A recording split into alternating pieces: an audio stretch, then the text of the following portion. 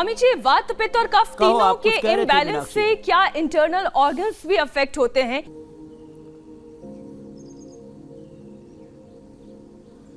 हाँ, तो वात दोष के प्रकोप से ब्रेन डिसऑर्डर्स होते हैं और ये जो एंजाइटी, डिप्रेशन से लेकर के नींद ना आना, घबराहट होना, सारे शरीर में दर्द, फाइब्रोमाइल्जिया, जैसे उस बेटी को था, हाथ खड़े करो, और अब पूरा ठीक करके बैठी हुई है वो। तो वात दोष बढ़ने से सारे शरीर में दर्दें बढ़ती हैं। वात दोष बढ़ने से ही ये मस्तिष्क के रोग होते हैं, अनिद्रा आदि होती है और डिप्रेशन आदि होता है, हाइपरटेंशन होता है।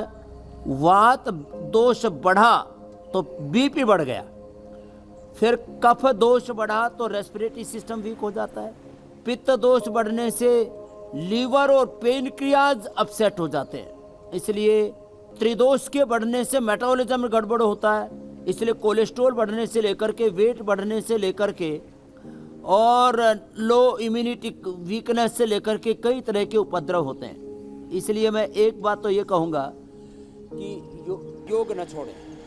तुलसी और गिलोय ये तो लगातार सेवन करते हैं जो पूरी तरह से निर्दोष है। अब छोटी छोटी बातें हैं, मैं तो कहता हूँ सुबह उठते ही आंवला, एलोवेरा, गिलोय, तुलसी, नीम, इन 5 चीज़ों का प्रयोग बाद में भी करते रहें। एक बात खास बोलना चाहता हूँ, बहुत से लोग एसिम्टोमेटिक थे, कुछ लोग सिम्टोमेटिक थे, ठीक हो गए, कुछ लोगों को बहुत दिक्कत हुई, हॉस्पिटल में आईसीयू में रह करके आए हुए हैं, और उसके बाद उन्होंने अपने आप को रिकवर किया है। काफ़ी उनका डैमेज हुआ, liver, kidney, heart, nervous system. Mandukasana, Shashakasana. तुम कितने दिन आईसीयू में रही थी? 6 दिन रही थी। अब फिर कैसे कवर किया अपने आप को? स्वामी जी 6 दिन मैं आईसीयू में थी। हाँ। और 3 वक्रासन करो। इंजेक्शन लगते थे 3 स्टेरॉइड के मुझे। 3 स्टेरॉइड के? हाँ जी। और बाकी जो रेमडेसिविर वगैरह सब कुछ ही लगा था। उसके आने के बाद मुझे अभी तक, अब यहाँ पर आकर के मुझे कल से ही बहुत फर्क महसूस हो रहा है अपने आप में। नहीं तो हार्ट में क्या हो गया था? हार्ट में पेन रह रही थी लगातार छाती में, तो एनजीओ वो इको स्ट्रेस इको किया था। हाँ। तो कहते इको कार्डियोग्राफी करते हैं तो पता लगता है कि कुछ गड़बड़ हो रखा है। अब ये यहाँ 3 दिन में आकर ठीक हो गई। हाँ जी। कुछ नहीं होगा तेरे को। और स्टेंट डालने के लिए बोल दिया था मुझे कि उसी समय इसका बोले इंजेक्शन फ्रैक्शन तेरा कम हो गया अभी। अब हाँ, किसी को कह रहे हैं तुम्हारा तो अब हार्ट का ऑपरेशन होगा, किसी को कह रहे हैं तुम्हारी शुगर बढ़ गई, तुम्हारा बीपी बढ़ गया, तुम्हारा ब्लड गाढ़ा होगा, तुम ब्लड थिनर लो, तुम बीपी की, तुम शुगर की दवाई लो, तुम और स्टीरॉइड और खाते रहो, और उससे फिर फंगल इन्फेक्शन और तमाम तरह की खतरा। इसलिए अभी भी अणु तेल डाल रही है ना, नशे कर रही है ना। जी जी सर। ये बहुत ज़रूरी है। करो, दूसरी तरफ से भी करो, वक्रासन करो। तो ये, और इसको देना माइक, ये इस गुड़िया को। तेरे को क्या था बेटा?